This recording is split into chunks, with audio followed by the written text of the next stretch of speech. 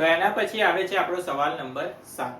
તો સવાલ નંબર 7 કંઈક આવો આપેલો છે કે નીચેનું વિતરણ એક ધોરણના 30 વિદ્યાર્થીઓના વજન આપે છે અને વિદ્યાર્થીઓના વજનનો આપણે શું શોધવાનો છે? મધ્યસ્થ શોધવાનો છે. અહીંયા જે માહિતી છે એ કંઈક આ પ્રકારે આપેલી છે. વજન કિલોગ્રામમાં 40 થી 45, 45 થી 50 એ પ્રમાણે માહિતી આપેલી છે 5 5 ના તફાવતમાં, અને એ જ પ્રમાણે વિદ્યાર્થીઓની સંખ્યા આપેલી છે.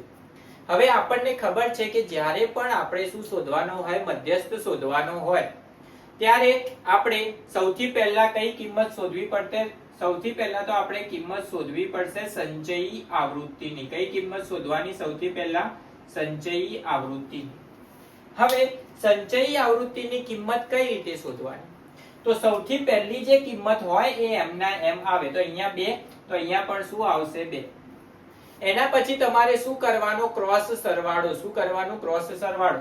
એટલે કે 2 + 3 કેટલા થશે? 5. તો અહીંયા શું આવી જશે? 5.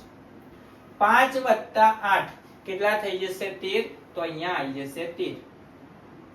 13 + 6 કેટલા થશે? 19. તો અહીંયા આવી જશે 19. 19 + 6 કેટલા થશે? 25. તો અહીંયા આવશે 25. 25 + 3 કેટલા થશે? 28. તો અહીંયા આવશે 28, અને 28 + 2 કેટલા થઈ જશે? 30. તો છેલ્લી કિંમત આપણી મળી ગઈ 30. હવે અહીંયા જુઓ, 30 સંચયી આવૃત્તિ એટલે કે વિદ્યાર્થીઓની સંખ્યાનો સરવાળો કેટલો આપેલો હતો? 30 મળી ગયો. એનો મતલબ કે આપણે સંચયી આવૃત્તિ સાચી શોધી છે. સંચયી આવૃત્તિ શોધ્યા પછી મધ્યસ્થનું સૂત્ર લખી દેવાનું. મધ્યસ્થ કેપિટલ M બરાબર L વત્તા કૌંસમાં N/2 માઇનસ CF ભાગ્યા F ગુણ્યા H. આ મધ્યસ્થનું સૂત્ર આપણને ખબર છે. હવે સૂત્ર લખ્યા પછી તમારે સૌથી પહેલા કઈ કિંમત શોધવી પડશે? તો તમારે સૌથી પહેલા કિંમત શોધવી પડશે N/2 ની કિંમત.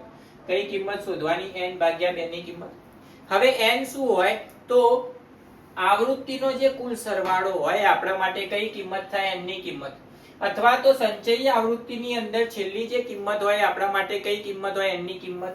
તો અહીંયા N ની કિંમત અહીંયા કેટલી થઈ જશે? 30.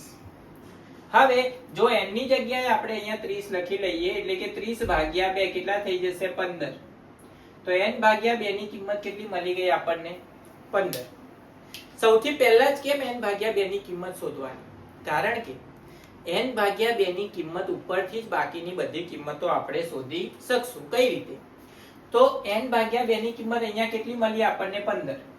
તો તમારે જોવાની સંચયી આવૃત્તિની અંદર 15 કરતા મોટી કિંમત. તો 15 કરતા મોટી કિંમત કઈ થશે? અહીંયા તો થશે 19. એને બનાવી દેવાનું તમારે સર્કલ. હવે જે 15 કરતા મોટી કિંમત મળી એની ઉપરવાળી જે કિંમત હોય એ આપણી કઈ કિંમત થાય? તો એ કિંમત થશે આપણી CF ની કિંમત. સર્કલ કરેલી જે કિંમત હોય એની જે આવૃત્તિ હોય એ આપણા માટે કઈ કિંમત થાય? F ની કિંમત.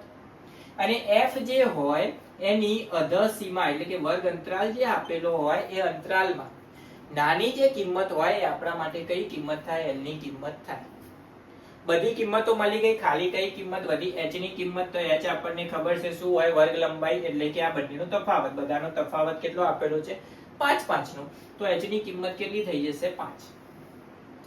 બધી કિંમતો જોઈતી હતી એ મળી ગઈ. સૂત્રની અંદર કિંમત મૂકી દઈએ અને સાદુરૂપ આપી લઈએ.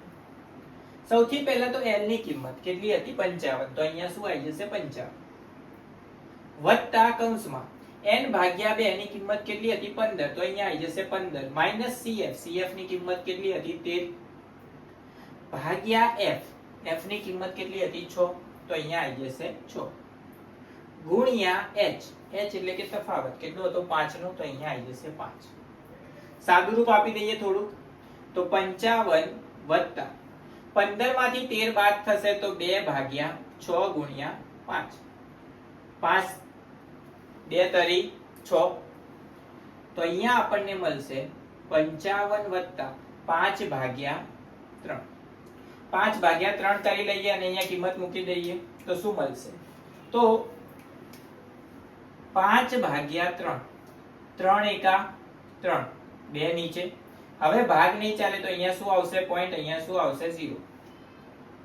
6 તરી 18. ફરીથી 2 આવશે તો ફરીથી 0. ફરીથી 6 તરી 18 પોઈન્ટ પછી બે કિંમતો મળી ગઈ એટલે કે જવાબ શું થયો આપણો 5/3 નો 1.66 કેટલો થયો 1.66 તો અહીંયા મૂકી દઈએ તો 55 વત્તા 1.66 એટલે અહીંયા થઈ જશે આપણો જવાબ 55 ને 1 56.66 આપણો શું થઈ ગયો મધ્યસ્થ થઈ ગયો જે કિંમત આપણને શોધવાની કીધી હતી।